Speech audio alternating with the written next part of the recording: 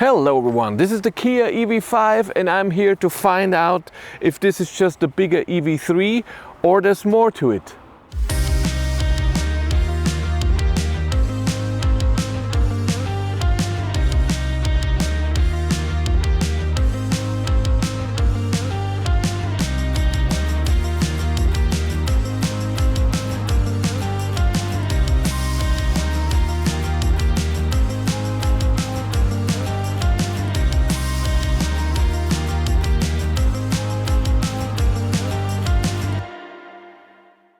This video is brought to you by a better route planner, the route planner for EVs. Hundreds of cars are supported. Choose your configuration, plan your route with the charging network that you want to prefer or charging networks that you want to avoid. If you're a premium member, you can use real-time weather forecast and traffic information, and you can also use a better route planner in your car with Android Auto or Apple CarPlay.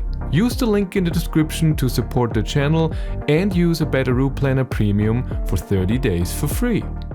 The EV5 is really a lot bigger than the EV3. We'll see this on the space for the rear passenger and in the trunk. It has also an 81.4 kilowatt hour battery, but it charges different. It charges now with a peak of 150 kilowatt, where the EV3 can only charge with 130 kilowatt. But the time, 10 to 80%, is the same, 30 minutes. The front motor is different. We go from 150 kilowatt to 160 kilowatt. The charge port in the front is now electrically open, not manually. The same with the tow hook, it comes out electrically, you don't have to do it by hand. Other data, 0 to 100 kilometers an hour takes 8.4 seconds. Top speed is 165 and the double LTP range is 530 kilometers.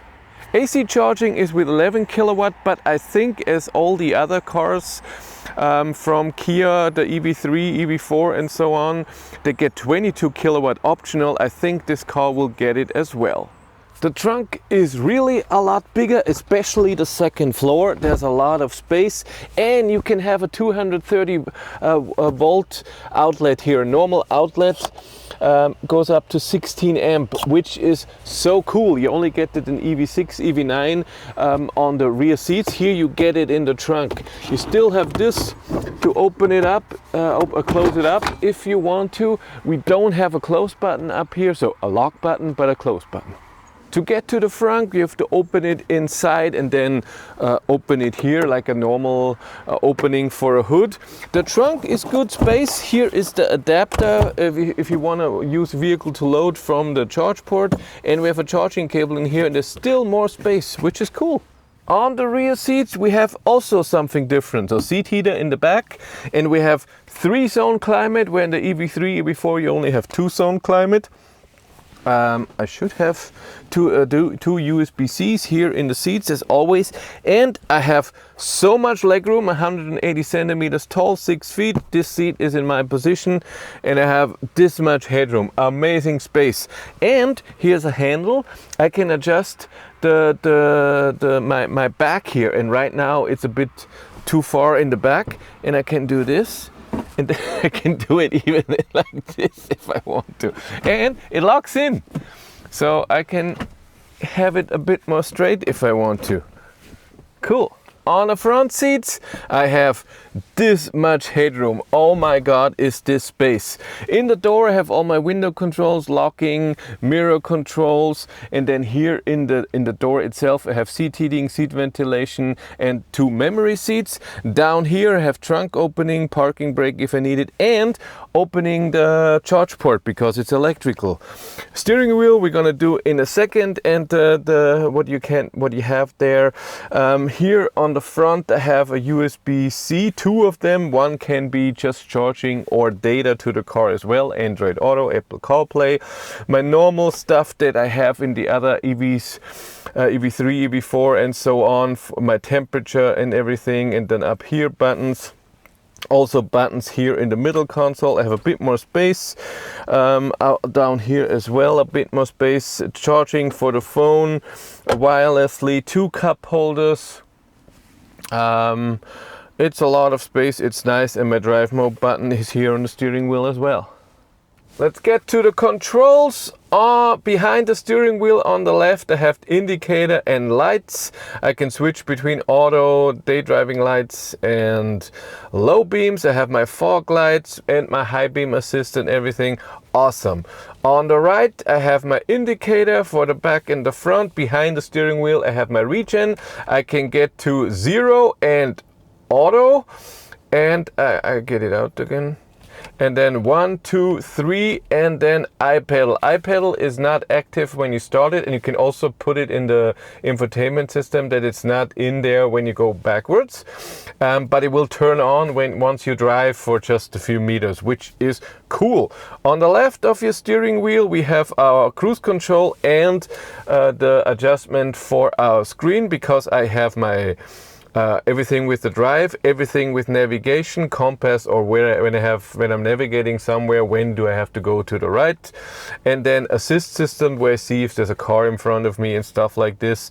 And in my drive, I have this drive, which resets every time you turn on the car.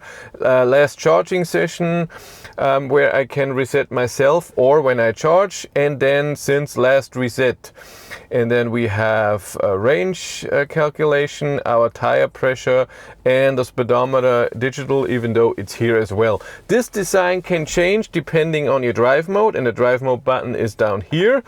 And we have Eco, Normal, Sport, My Drive, where you can set settings for steering and power. And then Snow, where I guess you get better traction, and it adjusts the regen for you. So my iPedal is now now in 1. In the cockpit, I see all of my good things. The great thing about this car with all Kias is that when you press long the mute button on the steering wheel on the right, the speed limit warning is off, and when you press long the steering assist button, it will turn off lane assist. On the right of my steering wheel, I have the mode for the music, a favorite button that I have put to the assist system, but you can put it to other things, I think like 15 different things in there. My phone, and then volume, next song, and stuff like this, and the voice command. And down here on the right, I have my on button, and then my gear selector with the parking brake here on the right. Beside the main screen, I have here my climate, but I have some buttons down here where I can adjust the temperature and the passenger, the airflow, and where should the air go. But if I want driver only or anything else, I can see it here. Which is a bit obstructed by the steering wheel, but that's it. Then the main screen, we have here the navigation, media, and then you have other things like EV, telephone, Android Auto, entertainment, YouTube, games, settings, and we have a pet mode. And if you go in there, it tells you how it works. It will keep the climate on the temperature that you set here, and then you can select 3 different pictures. And then when you get out of the car, when you press start, pet mode is on, which is so cool. I've missed this in this car. And I was here, you can select those and change the order if you want to. For example, I can put my pet mode totally in the front. Because I will need it. Underneath the screen, we have a few buttons, the haptic feedback button, home, map, search, media, a favorite again, which I have on EV, and setup underneath, volume control and mute. And then on here in the middle, I have an auto hold button, the parking camera I can see here, then parking sensors, and downhill, hill ascent help if I need that. But let's drive and see if it's any different than an EV3 when it drives. As with every Kia, the driving sound, pedestrian warning sound, is very loud. I can hear it in here very loud. And in reverse, also, doesn't it beep? I thought Kia Hyundai beeps when you go backwards like a truck. So when it comes to driving, I noticed that the suspension is a bit more comfortable than EV3, EV4. It's really nice. Loudness level we have to see when we drive a bit faster, I don't know yet. Steering is okay, it's fine. Regen is awesome, brings you to a standstill in iPedal, I like that. Yeah, the power is not incredible. 160 kilowatt for this heavy and big SUV. I mean, 8.4 seconds. We're gonna measure it in a second, but still, that's not a lot. Cruise control. You press this button here, it takes the speed you're doing. You have a distance button, it goes from 4 to 1. Then we have an extra button for the steering assist if you want that, but when you do steering assist, lane assist turns on automatically. On the highway you have a setting that steering assist is automatically on, and when you brake and cruise control is off, steering assist is still on as it always was, which I'm not a fan of, not at all. Speed adjustment, of course we have resume, which is very important. Speed adjustment, if you press, it's 1 km/h step, and if you hold and wait, then it goes 10 km/h step, but that takes a bit, so going from 60 to 100 might take a bit.